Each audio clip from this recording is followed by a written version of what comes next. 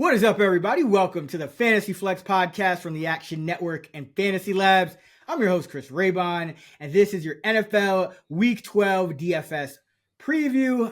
As always, I'm joined by one of the best rankers in the game, one of the most accurate projectors, the odds maker, Sean Turner. Sean, what's going on? Nice call on the Will Dissly hit last week.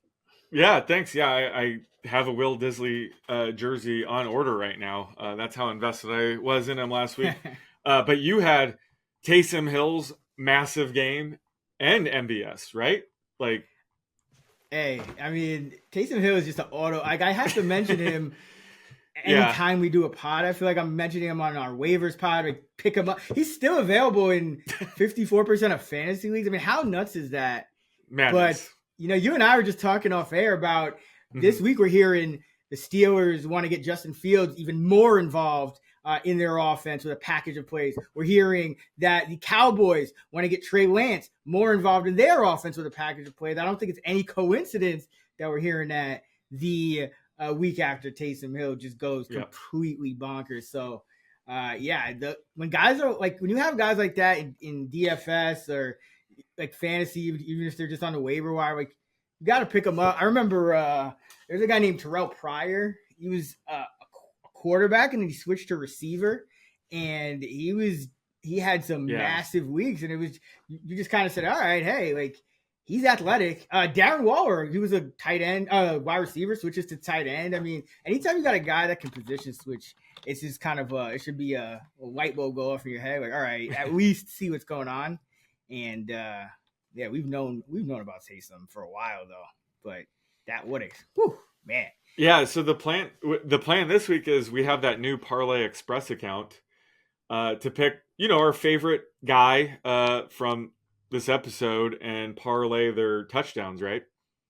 Yeah, so at the end of the episode, we'll each pick our favorite guy, and then when we have the odds, will show up in our Parlay Express account over on the Action Network app, so be sure to follow that and look out for that. But we'll get right into every game on the slate. Got 6 teams on bye this week, so a little bit of an abbreviated slate. We always love that. We can get even deeper into some of the matchups on the back end with our projections and process and all that stuff. But before we get started talking all things NFL, a reminder that Sean and I have teamed up with DraftKings, and they've got a new way to play fantasy basketball and win cash prizes. It's called DraftKings Pick6. Sean, we're both big NBA fans, so we're already playing NBA Pick6. But for anyone unfamiliar, here's how it works. You pick 2 to 6 NBA players, and you choose if they'll have more than or less than a stat such as points, assists, rebounds, three-pointers. You lock in a lineup and compete against your opponents for a shot at huge cash prizes. It's that simple.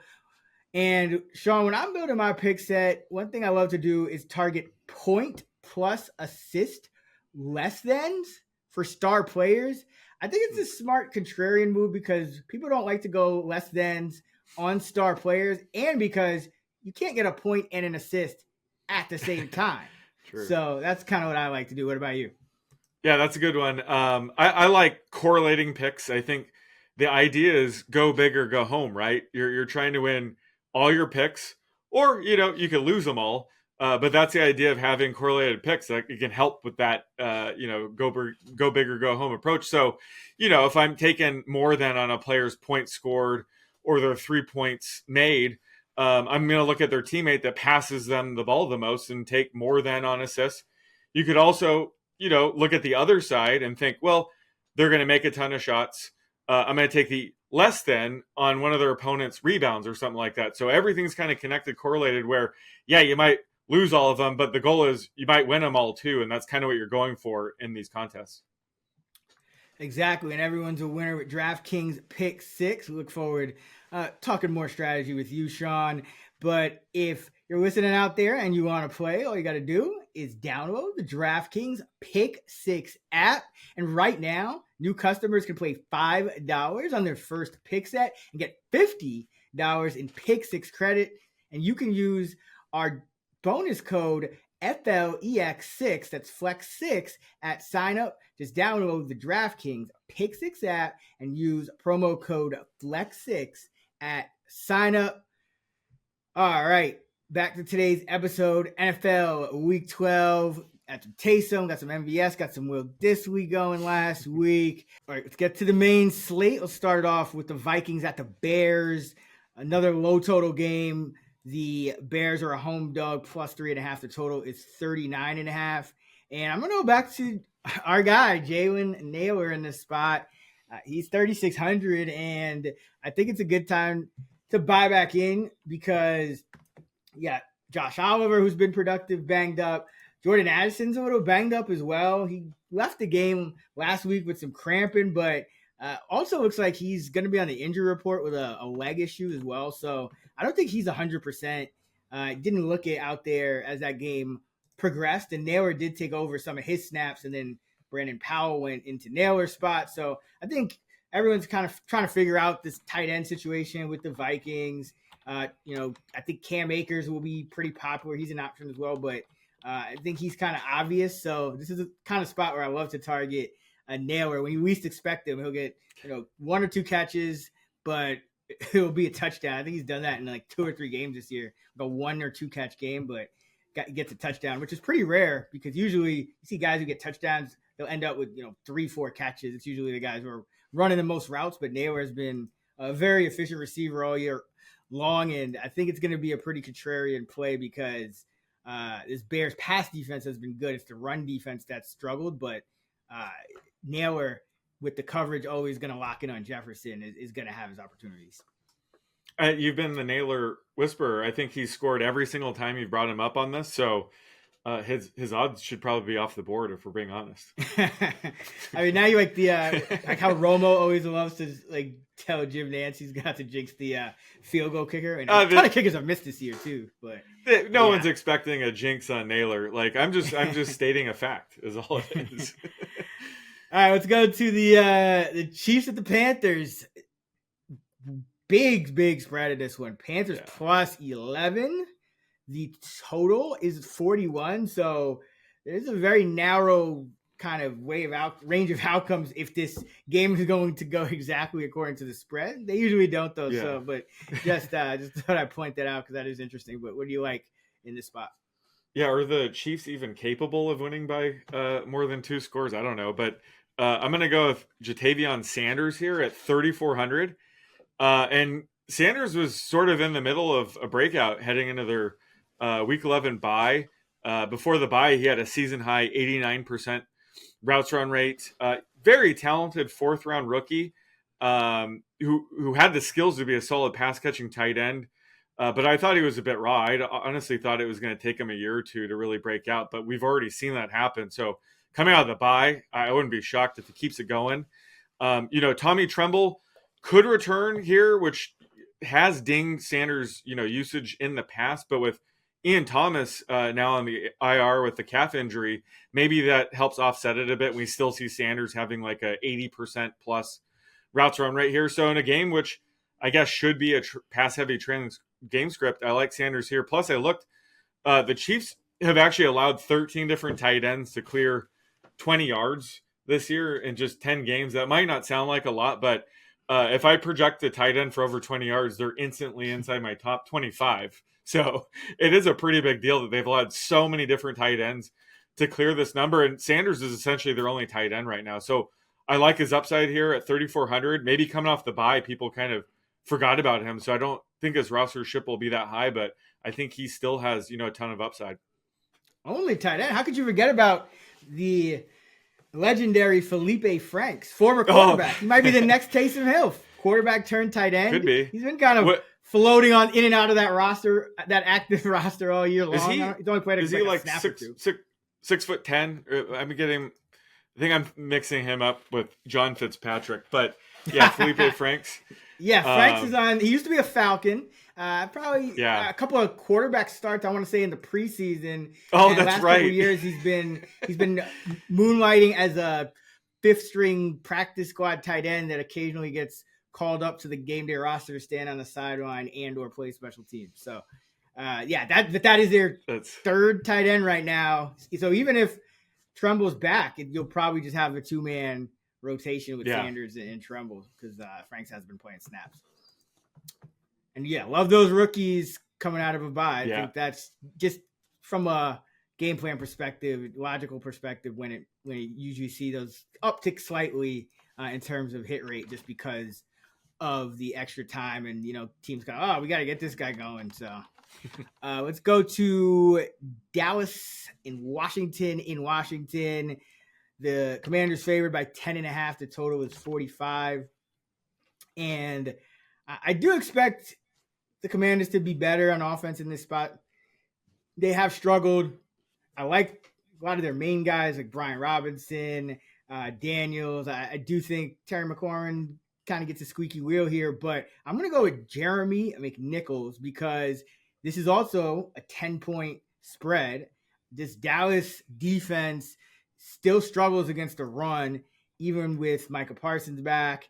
And that's what Washington does really well. And if Washington gets a lead, it's usually going to be McNichols at the end of the game, closing it out, doing his best Robinson impression. So last week on Thursday night, we saw a lot of Austin Eckler. It was more of a trailing, closer kind of game script. Whereas this week, I think it could be the exact opposite. And McNichols has been, getting the same kind of usage when he goes into the game that Robinson would get. And sometimes this Commander team can build leads in a hurry, and they might be due for some pretty good regression positively to the mean. So we've seen McNichols blow up before in a backup role. We see Washington, one of those few teams that really uses their entire roster, like they use all 5 receivers, all 3 running backs, sometimes even 4 if Rodriguez gets called up. So don't mind taking a third stringer with them as a 10-point favorite here. And before we move on here, a quick announcement.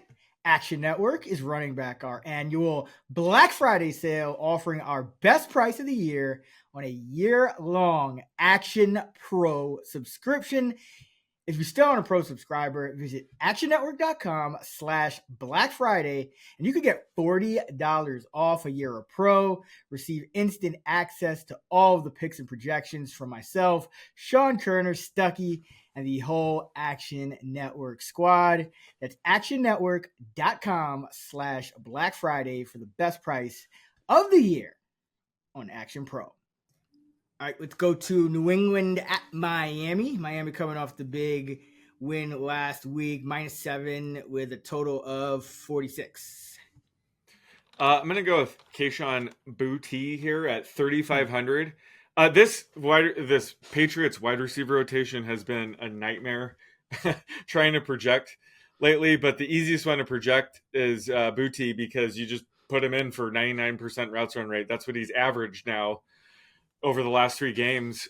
So I think he's only going to get better. The chemistry with him and Drake May's only going to get better. I like, taking anybody that Drake May's throwing to right now. So I think this should be, a trailing pass heavy game script where, we could see him finally have like a true breakout game. So I think he's certainly worth a flyer here at 3,500. Yeah, I've been waiting for just a true blow up game for him because he has all the potential.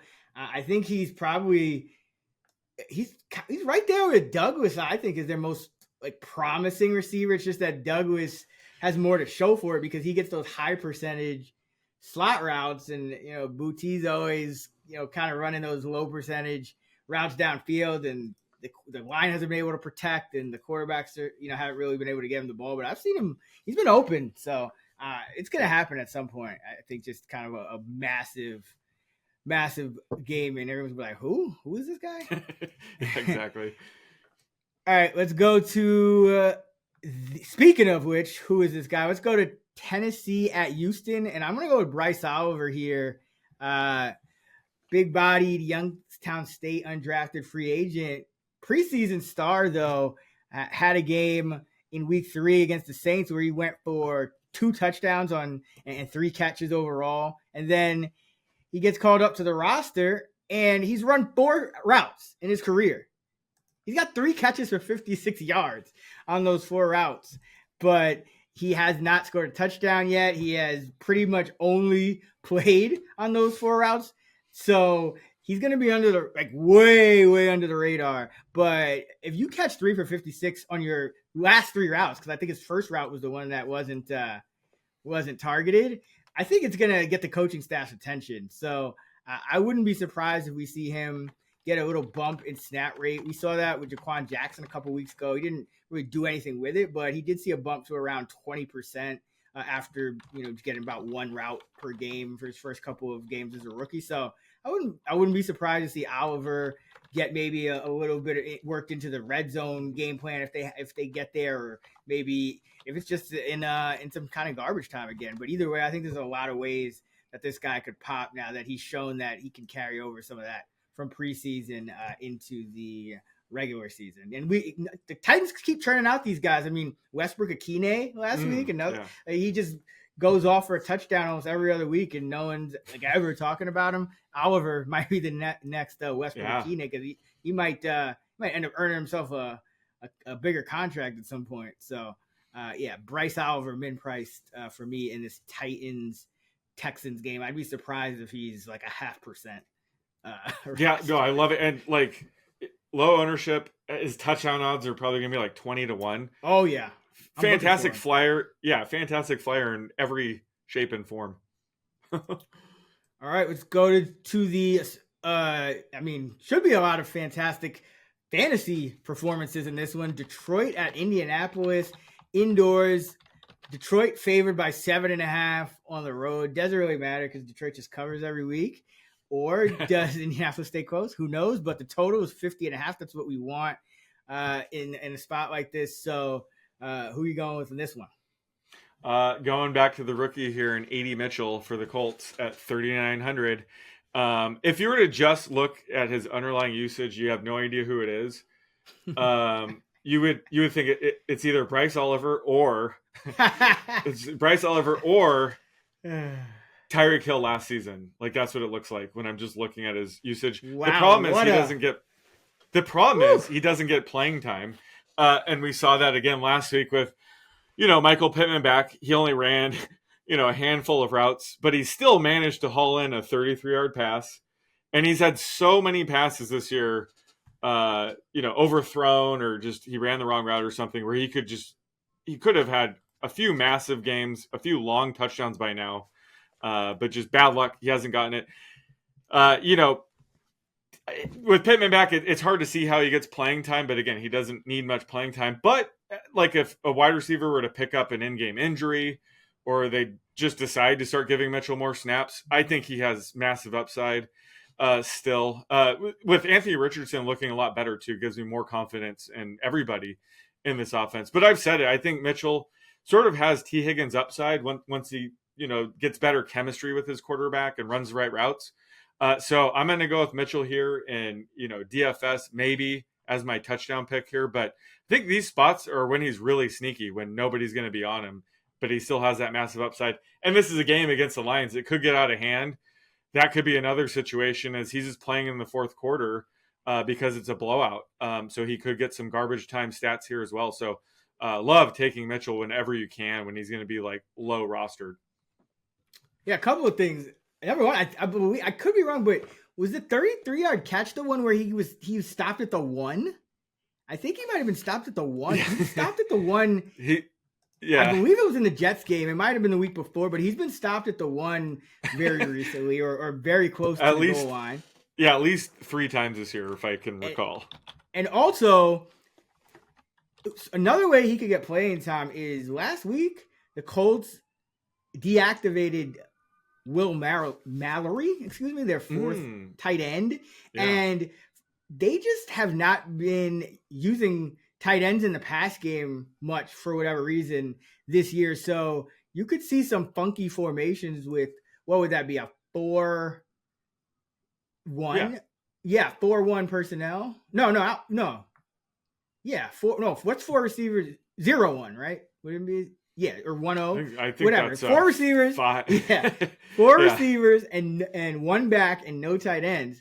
The Colts could do that as well to get Mitchell on the field, because that's got to be better than Kylan Granson, right? So right. They might have actually done that a few times That's how he got his 33-yard catch. Yeah, there you go. Okay, yeah, but he's a talented player, and he's very efficient on a per route basis too, which goes overlooked because he doesn't really get as much playing time. But he's like a rich man's Dontavian Wicks or something, just like waiting to turn that into something. But we're looking for the right comp here. We're trying people. Yeah. All right. Who do we got next? Where are we going? Oh, Denver, Vegas. In Vegas, but Denver is a 5-point favorite on the road. Total was 41. And so many options for the Broncos. I mean, good luck with their running back roulette at this point. I have a feeling it'll be estimated this week. It's always, when you expect it, then Sean Payton tries to switch it up, maybe using it as a motivational tool. But I'm going to roll with Marvin Mims here at 3,200. He sticks out because I think he's going to be a little overlooked just because you got the backfield. If you're looking at Denver, you have the rookie receivers ascending in Vele and Troy Franklin. And then Will Jordan Humphrey has a cool name. So people might forget that, Marvin Mims, very fast. So kind of a post-hype pick here. But I like the fact that they're using him in the backfield a few times a game now. That's kind of added to his upside because, again, we just want these movable chess pieces in DFS.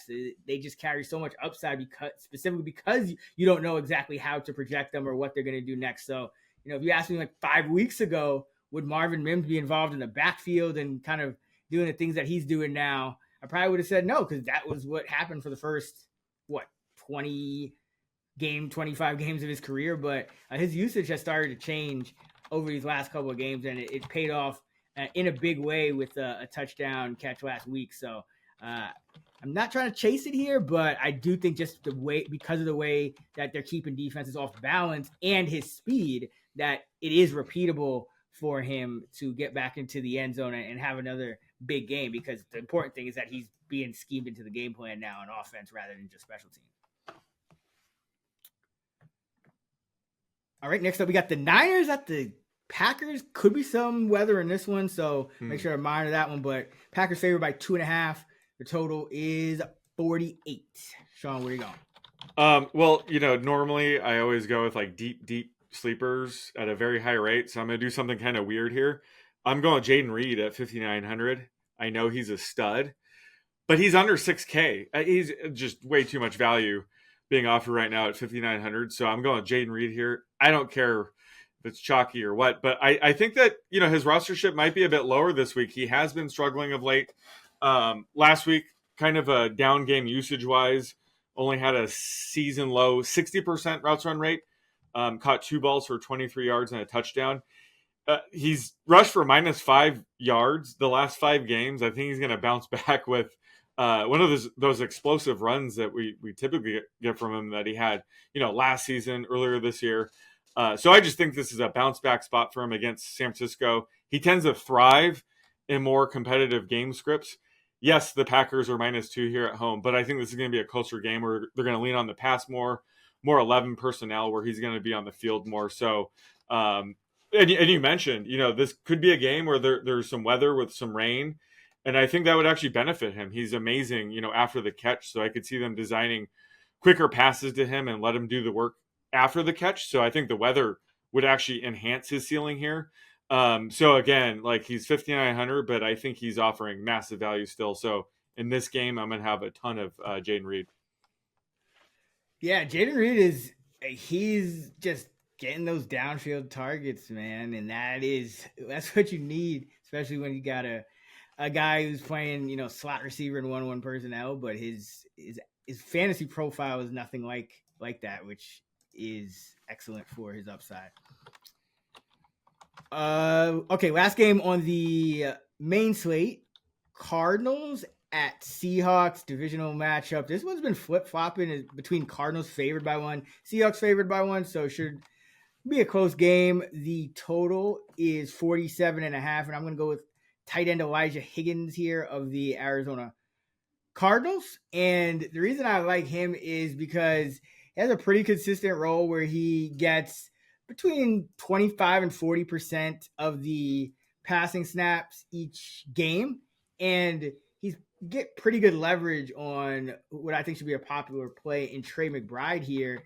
And Higgins has seen some opportunities in the red zone as well. And he also had a play a couple weeks ago where he was stopped at the 1 inch line. He could have just fallen forward into the end zone, but didn't. Kind of looked mad at himself. I think James Conner punched it in on the next play. So it just goes down as a whatever gain it was, but that's going to keep people off him. And, everyone's going to be thinking more, along the lines of Trey McBride. Maybe you get like a Trey Benson or something like that because he's been getting some more carries, but Higgins has been right on the cusp, but he's a pretty talented pass catcher because I believe he used to be a former wide receiver. Yep. For the Dolphins. Yeah. So he's the guy sorry, go ahead. Yeah. I love this when I had notes like, holy shit, Higgins usage of the last few games trending up. I didn't even think of this, but with Trey McBride there, like people are obviously going to overlook Higgins, but he's been offering a ton of upside lately. Yeah. The Cardinals have kind of pivoted away from more of a 1-1 personnel, 3 wide receiver team with Dortch in the slot. They want to be able to be physical, run the football. So they're keeping those tight ends on the field. So it's usually Raymond and Higgins or both alongside McBride. And, McBride's such a good receiver that it just gives them more options. So they're just a team that's playing with more tight ends. And I think that's a good call out. All right, let's pick our favorite guy for touchdown odds that among the guys that we picked on this show as our DFS dart throws, plus Jaden Reed, who's not a dart throw. Who are you going with for yours? Man, I was deciding between Jatavion Sanders and A.D. Mitchell. I'm going to just have to go with A.D. Mitchell. He hasn't scored yet this year, but he's just missed on 4 to 5 touchdowns. So his odds could be in the double digits here, but I love his upside. Would only really need one catch to get there from Anthony Richardson, a deep bomb. Could see some garbage time. So give me Mitchell here for his first career touchdown. All right, I gotta go with Jeremy McNichols. He's already got 4 rushing touchdowns on the year, and I was tempted to go Keaton Mitchell to make it a Mitchell, Parlay Express, but he's going to be the second guy, and I think it would be kind of devastating if you hit yours and then we gotta wait till Monday and then he just gets 1 snap. It's just I'd rather go with a guy who has already proven touchdown equity even as the number 3 running back in this offense, and that's Jeremy McNichols. So let's go Jeremy McNichols and then A.D. Mitchell for our Parlay Express. You can find it on the Action Network app. We'll find the touchdown odds when they are released, and we'll throw the parlay in there, and you can see that and other parlays that all of the Action team is cooking up on that account. So be sure to look out for that. But we'll be back next week with our waivers episode of the Fantasy Flex, and then our player projections episode, and then this episode. So be sure to subscribe to the Fantasy Flex pod so you don't miss an ep all season long. FantasyLabs.com for all of our fantasy football content. And don't forget to use promo code FLEX40 for $40 off. You can find Sean on X at @_oddsmaker. I'm at Chris Raybon, and we're at those same handles on the free award-winning Action Network app. Until next time, let's get this money.